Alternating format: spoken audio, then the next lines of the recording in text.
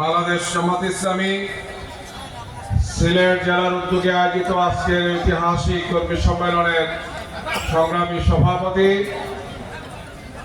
সম্মেলনের সম্মানিত প্রধান অতিথি, বাংলাদেশ জামাত ইসলামী কেন্দ্রীয় আমিরে জামাত, সিলেটবাসীর প্রিয় নেতা, মজলুম জননেতা জনাব ডাক্তার শফিকুর রহমান, উপস্থিত সম্মানিত অতিথিবৃন্দ, সংগঠনের নেতৃবৃন্দ, ইসলামী ছাত্র শিবিরের নেতৃবৃন্দ, সাংবাদিক বন্ধুগণ, একান্ত প্রিয় কর্মী ভাইরা, আলহামদুলিল্লাহ আল্লাহ সুবহানাহু ওয়া তাআলার শুকরিয়া।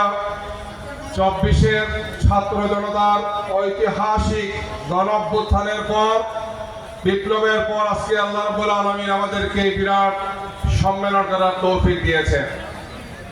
আলহামদুলিল্লাহ বাংলাদেশ জেগে উঠেছে, বাংলাদেশের তরুণ সমাজ জেগে উঠেছে। আমাদের তরুণ আর যুবকরা প্রমাণ করেছে যে স্বৈরাচার ফ্যাসিবাদ যতই শক্তিশালী হোক না কেন, জাতি ঐক্যবদ্ধ হলে স্বৈরাচার ফ্যাসিবাদ টিকে থাকতে পারে না। বাংলাদেশে আর স্বৈরাচার আর ফ্যাসিবাদ ফিরে আসবে না ইনশাআল্লাহ।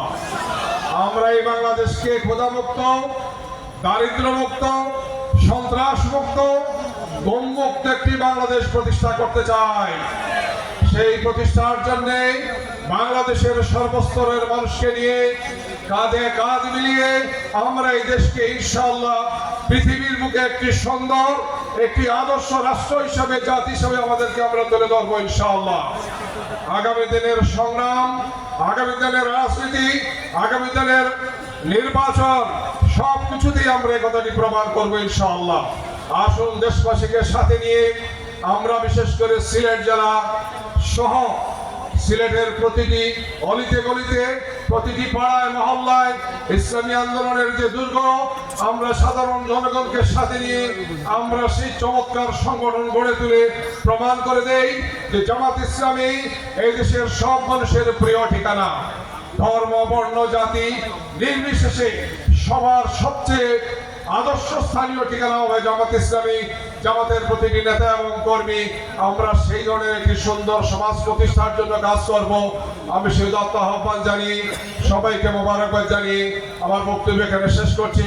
সবাইকে ধন্যবাদ। আসসালামু আলাইকুম ওয়া রাহমাতুল্লাহি ওয়া বারাকাতুহু।